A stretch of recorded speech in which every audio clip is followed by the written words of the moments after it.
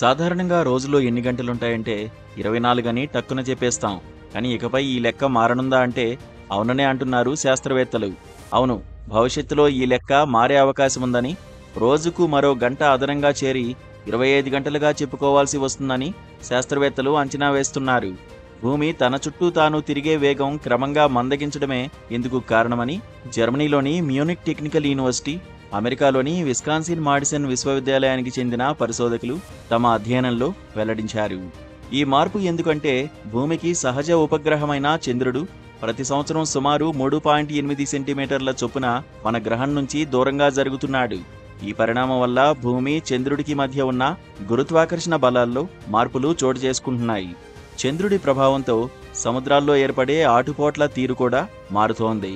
వీటికి వాతావరణ పరిస్థితులు కూడా తోడై భూభ్రమణం వేగం తగ్గుతోందని శాస్త్రవేత్తలు విశ్లేషిస్తున్నారు.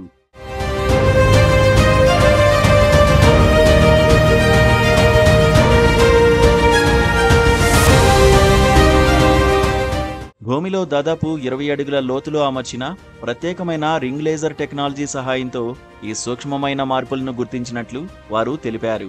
అయితే ఈ భూభ్రమణ వేగంలో మార్పులు రావడం, తద్వారా రోజులోని గంటల వ్యవధి మారడం అనేది ఇదే మొదటిసారి కాదని శాస్త్రవేత్తలు గుర్తు చేస్తున్నారు. సుమారు 140 కోట్ల సంవత్సరాల క్రితం చంద్రుడు భూమికి చాలా దగ్గరగా ఉన్నప్పుడు భూభ్రమణం వేగంగా జరిగి రోజుకు కేవలం 18 గంటలు మాత్రమే ఉండేవని వారు వివరిస్తున్నారు. కాలక్రమేణా చంద్రుడు దూరమవుతున్న కొద్దీ భూభ్రమణ వేగం తగ్గి రోజు నిడివి పెరుగుతూ వస్తోంది. ఈ మార్పు ఎలాంటి దుస్థితిని తెస్తుందో అన్న భయం ఈ వార్త బయటపడగానే అందరినీ కలవరపెట్టింది. ఇప్పటికే విపరీత సాంకేతిక ప్రగతితో ఎన్నో లోకాలను దాటేసిన భూగోళం ఈ సమయం మార్పుతో ముందు పడుతుందా, వెనకపడుతుందా, అసలు మిగలకుండా పేలిపోతుందా అన్న భయం అప్పుడే అందరినీ పట్టుకుంది. ఆధ్యాత్మికంగా సమయం దైవస్వరూపం.